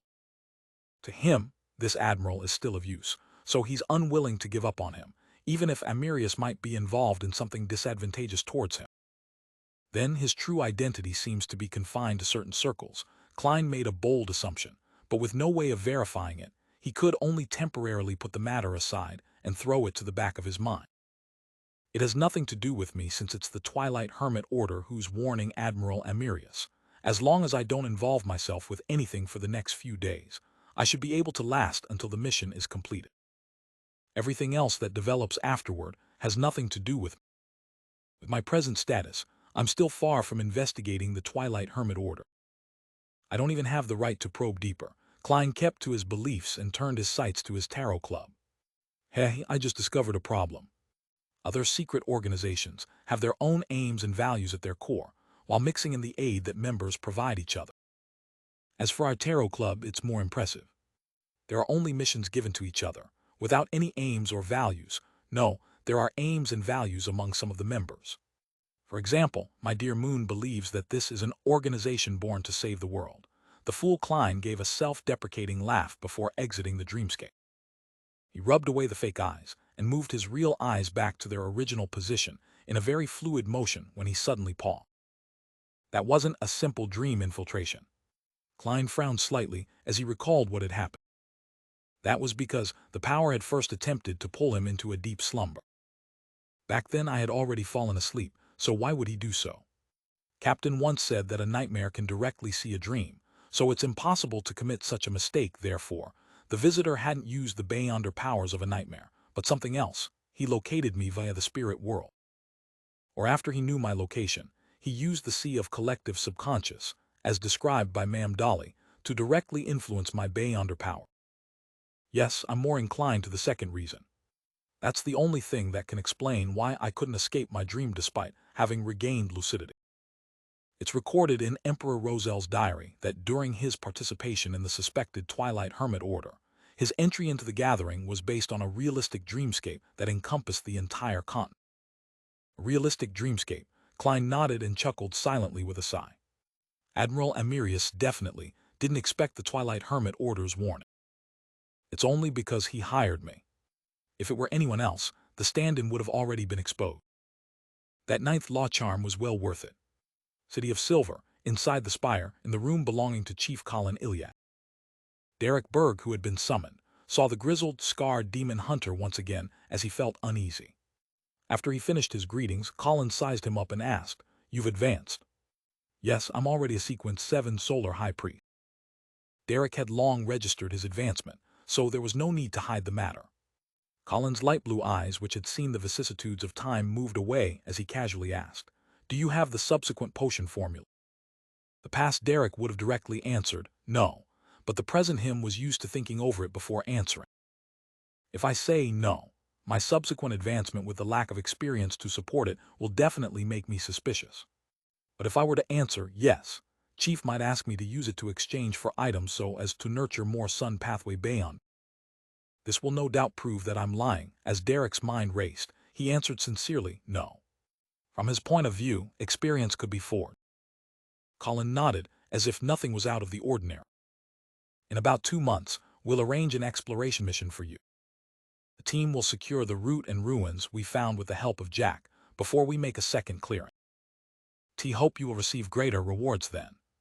"Yes, Your Excellency." Just as Derek answered, he suddenly recalled Shepherd Lovia. After daybreak, Klein changed into his clothes with the help of Cynthia, enjoyed a sumptuous breakfast, and took the carriage under the escort of the Admiral's bodyguards to the Orevi naval base. In the morning, under the companionship of the rear admirals and colonels, he inspected the conditions of the ships, ordnance stores, the newly built training grounds, and the bathroom which had been renovated 20 times over the past year. After having lunch at the Navy Mess Hall, Klein followed the schedule and summoned all officers above the rank of major to take in their reports. During this process, he had a thick black-bound notebook placed in front of him. Inside were some of the questions that Admiral Amirius had specially prepared for him. In the past few decades, due to the embezzlement of salaries and the harsh conditions sailors suffer, Orevi has had 17 revolts by the lower ranks. After the passing of the Imperial Navy latest act, and thanks to Your Excellency's guidance, we've already had such deep-seated cultural issues improve. There haven't been any such cases in the past 3 years. A colonel from the Orevi naval base stood on the spot and reported the entire situation. He would raise his head from time to time to look at Admiral Amirius Revo, and discovered that he was listening very seriously while taking notes. The scribbling sounds made none of the officers dare to not be at their best. Similarly, they took note of the important points. The colonel, who received a positive response, unknowingly spoke up louder while reporting. How boring! Klein held his fountain pen and had randomly drawn creatures like turtles, cuttlefish, and dragons on his black-bound note. As he had never studied sketching before, his drawings were a ghastly sight to see. Later on, he even drew intersecting lines and began playing 5 in a row with himself, a game created by Emperor Roselle. Of course, his rich experience and his conscientiousness of his identity made him raise his head from time to give the reporter a stern look in the eye while giving a nod of encouragement. As for what the person had said, he didn't pay any attention to it. All he did was occasionally remember a few words. During the briefing, Klein shot a glance at the blonde secretary, Lewin, to get him to represent himself to mention a few points that needed clarification. Everything followed the schedule. Towards the end, Klein flipped the black-bound notebook a few pages forward and used the accent of a lone aristocrat to recite the report which the secretary had drafted and the admiral had edited. Then, according to the actual situation, he used the common terms Amirius would use and added a few conjunctions and pet phrases, such as, "There are a few points, and let me continue on a few more points." It was already evening by the time the briefing ended. Under Lewin's companionship, Klein left the Orevi naval base and headed for the residence of a naval supplier where a banquet was held. At the banquet, they casually chatted about the price fluctuations of port goods. As for Klein, he mimicked Admiral Amirius, and he would mention a dated joke from Backlund from time to time, garnering a warm response from everyone as he was praised for his humor. After successfully acting until the banquet ended, Klein boarded the carriage, feeling exhausted in body and mind. I have to take note of my speech and actions every minute and second.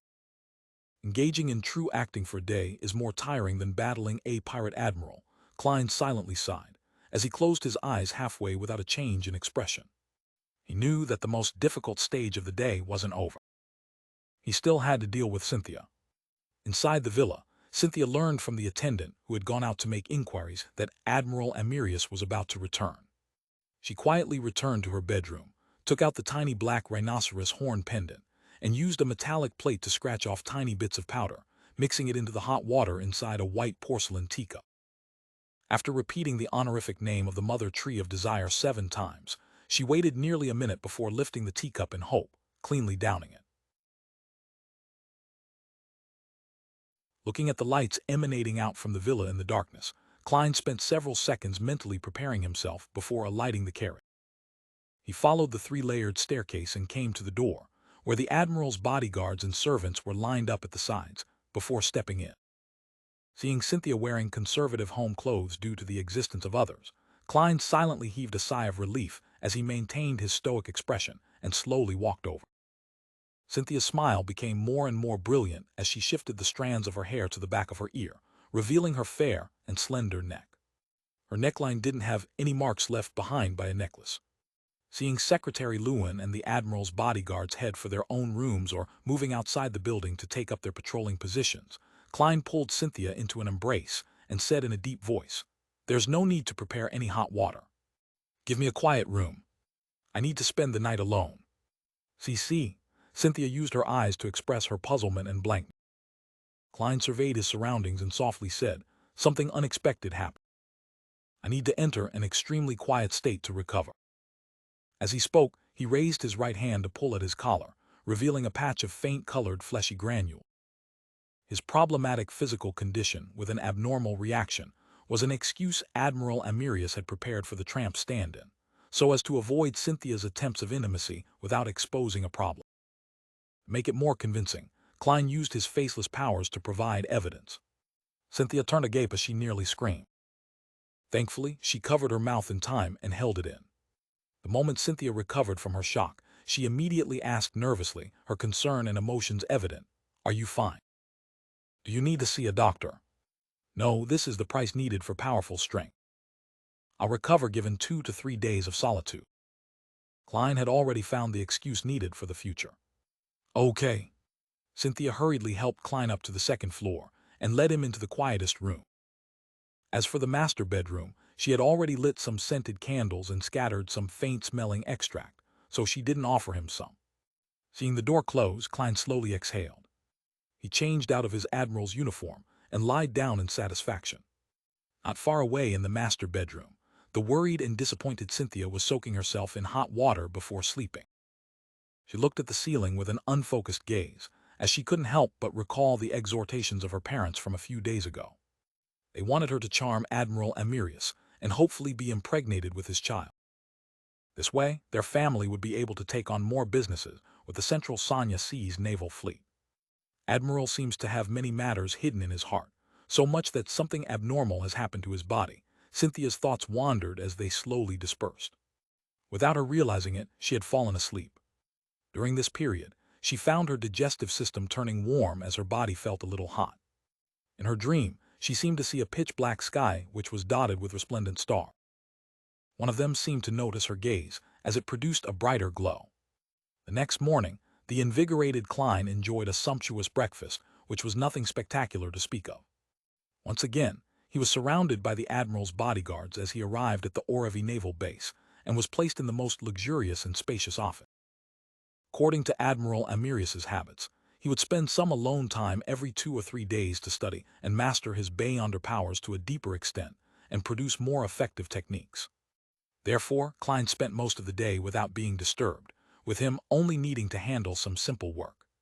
Inside the quiet and spacious office, Klein leisurely paced about or flipped through books from the bookshelf. From time to time, he would put his palm into his pockets to touch the 9th law charm to release some of its powerful might. This was to make Secretary Lewin, who was outside, believe that there was nothing wrong with Admiral Amirius. After some time, Klein felt sleepy and decided to take a short nap.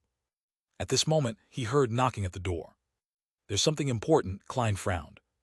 Something that made Secretary Lewin disturb Admiral Amirius's focused training was definitely nothing simple. "Come in," Klein converged his emotions and answered with a deep voice. The handsome blond man, Lewin, turned the handle and entered. He held a telegram in his hand. He said with a suppressed voice, "Your Excellency, a telegram from Backlund. Mr. Aston has been relieved of his post as Governor General. He will temporarily be replaced by the City Council's chairman. TT said that the new Governor General will arrive today. Stan Revolt has been relieved of his post as Governor General. Has their secret been discovered?" "That's right. The Twilight Hermit Order has already warned me." "No, Amirius. It means that they had long grasped the actual matter. With another member cranking the wheel, the matter will likely go through a series of position changes, putting an end to the matter. A warning was given the previous night, and action was taken today. They must have prepared for quite a while. Yes, that can be seen from the fact that the new Governor General will arrive today." Klein was first alarmed before he felt that the matter was within reason. He mimicked the attitude Admiral Amirius would have when faced with a major problem by pacing back and forth before saying with a stern expression, "I'm aware." Klein didn't express his views or pass any orders, appearing extremely staid. However, it was because he hadn't decided on a response. We have a saying from the Foodaholic Empire, "Moving is not as good as staying put." I wonder if Roselle had translated this. Klein lampooned as he gave a self-deprecating jest. Lewin raised his head and glanced at Admiral Amirius without saying a word before silently leaving the office. Klein paced about once again as he considered what Admiral Amirius would do if he were standing here. This was something important that had happened outside of his expectations. Therefore, Klein could only infer from Amirius's character, experiences, as well as some of the personal descriptions in the information provided to him. He's a conservative person. Even while he was a mid- and low-sequence Beyonder and was on all kinds of different ships, he very rarely took risks. He believes himself to be a lone aristocrat who values family, children, and emotion. He's a gentleman who's of good bearing and garners the affection of women. This point is open to debate. With his standing and status, even a curly-haired baboon would garner the affection of men and women. No, perhaps even more. At the very least, a curly-haired baboon doesn't tell dated jokes. Information ran through Klein's mind as they intertwined to form a multifaceted image of Admiral Amirius. While in his deep thought, he heard knocking at his door once again. "Come in." Klein instantly tensed up. Lewin entered and pointed outside. "Your Excellency, Mr. Aston wishes to meet you." "Why is Aston here?" He came to Amirius to seek his protection. Or does he plan on making a desperate struggle? Klein narrowed his eyes slightly, realizing that he couldn't make a decision for Admiral Amirius. What would he do? After receiving a warning from the Twilight Hermit Order, he should already realize that the matter has been exposed. The target was long prepared, so with his conservative nature, it can be imagined that his decision would be, however, he greatly values family. He even provided some of Aston Revolt's interesting tidbit. It's not hard to tell that there's the concern and love for his younger brother in this matter. He doesn't like cannabis and tobacco. Drinking is just for socializing purposes. Apart from being a little caught up with beautiful women, there's nothing seriously wrong with him. He greatly values family. Klein's thoughts raced as he fully immersed himself in Amirius's identity, fully experiencing his hidden feelings for his family and the importance he placed on family. At that instant, he seemed to turn into Amirius, but he was able to analyze the various problems in a detached manner. After nearly 20 seconds of silence, Klein heard himself using a somewhat unfamiliar tone, saying, "Tell him that I have many matters to deal with. I don't have the time to meet him. Also, buy him a ticket back-to-back." Lewin seemed to have expected it as he retracted his gaze and replied, as though everything was normal, "Yes, Your Excellency." As he watched Lewin leave the office to find Aston Revolt outside, Klein gently sighed like the real Amirius Revolt. He knew that Amirius would have made the same choice if he had returned early. This was family, something he valued greatly. With their scheme completely exposed, there was no way Amirius would have exhausted his last chip on a bet and place his family at risk of destruction. As long as he didn't participate in it, and as long as he's still a demigod, the Revolt family wouldn't suffer any overly serious damage even if he isn't able to remain as the highest commander of Central Sonya Sea. And to get his secretary to buy his tickets for him made it clear that Amirius still treated Aston as his brother. It was a warning to others not to harm him before they figured out what was happening. After nearly a minute, Lewin returned and said, "Your Excellency, Mr. Aston has left." Amirius greatly values family. Klein fell silent for 2 seconds before asking in a deep voice, his back facing his secretary, "Did he say anything?" Lewin answered truthfully. "He said that you are indeed a cold person by nature." The corners of Klein's lips curled slightly as he produced an unfeeling smile. This was an instinctive reaction, however. With him completely in character as Amirius, he believed that the Admiral would have had the same reaction. The feeling and emotions were the same. For the rest of the time, Klein sat in his office and didn't meet anyone, nor did he deal with any official business. All he did was occasionally listen to his secretary report to him about the situation on Oravi Island. Nothing happened until the arrival of the new Governor-General. In the evening, he didn't attend the banquet he was supposed to attend, and he returned to his villa. As he saw Cynthia walk towards him, he hugged her. Then he calmly said, "Aston has been relieved of his post as Governor-General." All his sighs and pain seemed to be condensed into that seemingly emotionless sentence. T heard about it. It should be fine, right? Cynthia asked anxiously. Klein closed his eyes and didn't mention it again. All he did was give soft, terse reply. That sentence was the most obvious expression of his emotions, as a stern, old-fashioned, and conservative high-ranking man. Cynthia could vaguely sense the deep pain and helplessness inside Admiral Amirius's heart. Without speaking further, she hugged him tightly and used her company to calm his mood. After a simple dinner, Klein took a hot bath and entered the quietest guest room once again. He got into bed and stared at the ceiling in a day. Klein knew that with him having fully immersed himself in the character of Admiral Amirius, Amirius's helplessness towards fate and the pain he needed to hide had resonated with his past experiences. If I hadn't figured out the concept of getting into character and being detached, then I might have lost myself. Heh. This is like some actors in my past life. They get too into character and are unable to detach themselves from it, causing them to suffer from mental problems. And to a Bayunder, mental problems might end up magnified. As Klein wallowed in his gloom, he got to learn what kind of person he was. I never expected that a Navy admiral who enjoys a high standing, a demigod saint, would still be faced with such helpless and painful experiences. Strength can bring abundance, but it's not a solution to everything. Everyone wears masks, and this is the truest side of a demigod. Klein watched as the crimson moonlight turned brighter, dyeing all the furniture in the room red. At that moment, Through the resonating feelings with Admiral Amirius's experience and the contrasting differences, as well as the experience from his previous acting, Klein established a more multifaceted and realistic image of Amirius. He also gained a clearer picture of his blurry self. Person who's very sentimental, a person from Earth, but to a certain extent, a person who has been reconstructed into a new person because of the fusion with Klein Morty's memory fragments, a person who didn't spend too much time with the Nighthawks but has had that period of time deeply influence his actions and choices, a person who tries to play safe and is afraid of danger but is able to change his mind at the critical moment, a person who truly wants to eat delicious food, travel, and enjoy life, but he has no choice but to be busy with more important matters, a person who likes beautiful women, but he doesn't give himself up to pleasure to keep to his principles, a person who loves money but is willing to spend large sums of money for his siblings, a person who hides his pain inside while showing a smile to others, a person who's used to lampooning inwardly but appears gentlemanly on the surface, a person who can overcome his psychological traumas but never crosses his bottom line, a person who feels embarrassed for his acting. He's also a guardian, a miserable wretch that is constantly fighting against threats and madness. The corners of Klein's mouth curled up as he silently added. These thoughts flashed through his mind as he seemed to come into contact with his true self. Without realizing it, Klein fell asleep, his body and mind at peace. Inside the master bedroom, Cynthia had also fallen asleep. She was dressed in a nightgown with her legs bare. She had a few layers of her blanket in between her legs as she gently grinded against them.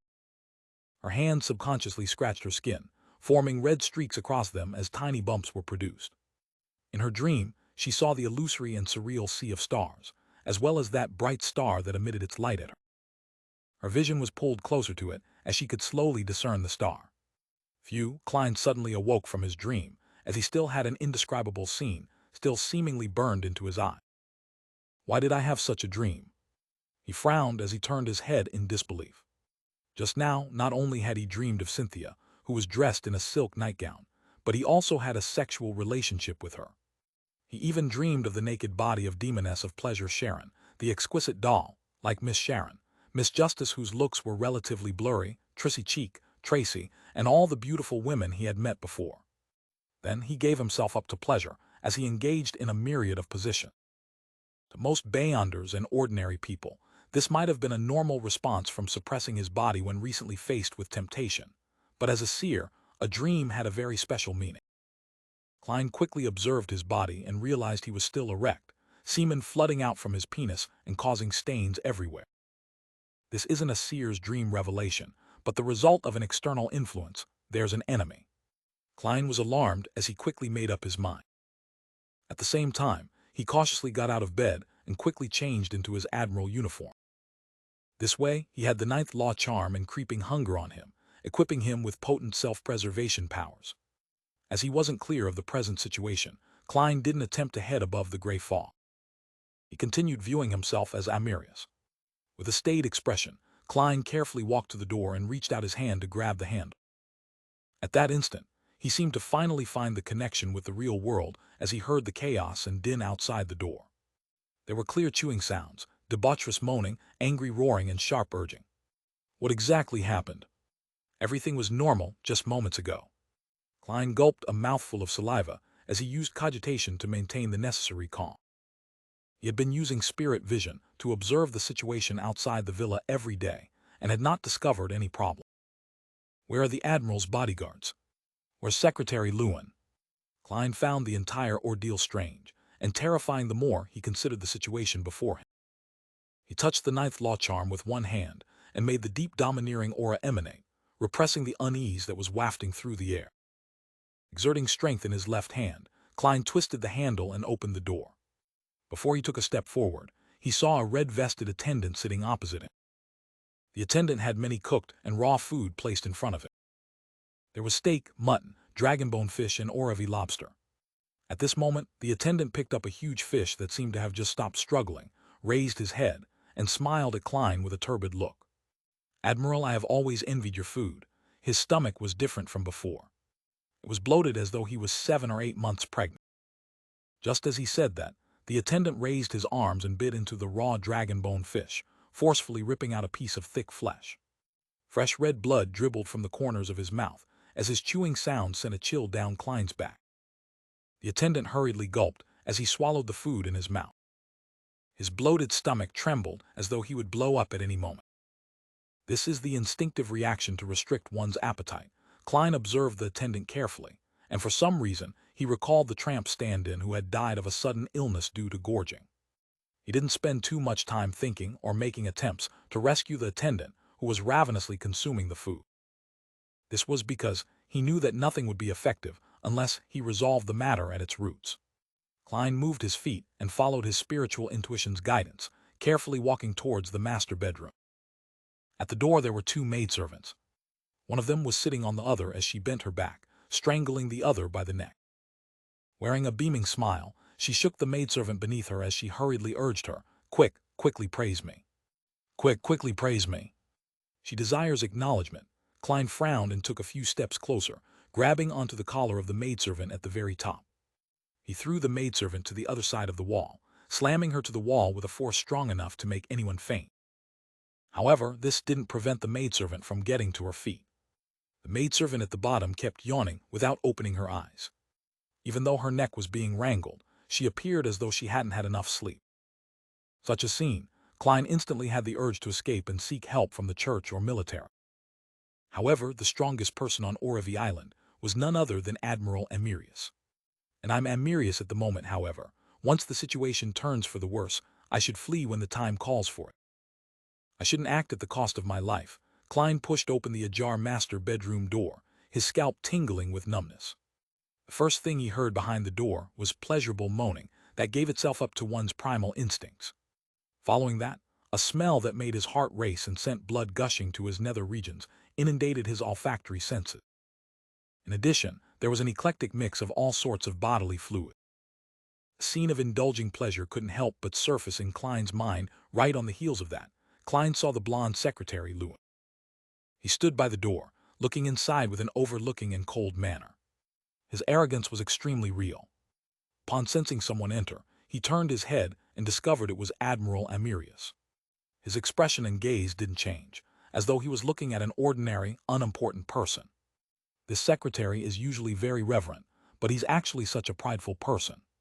Klein originally wanted to question Lewin, who seemed to possess some reason, but he saw him shift his gaze to look into the middle of the master bedroom from a height.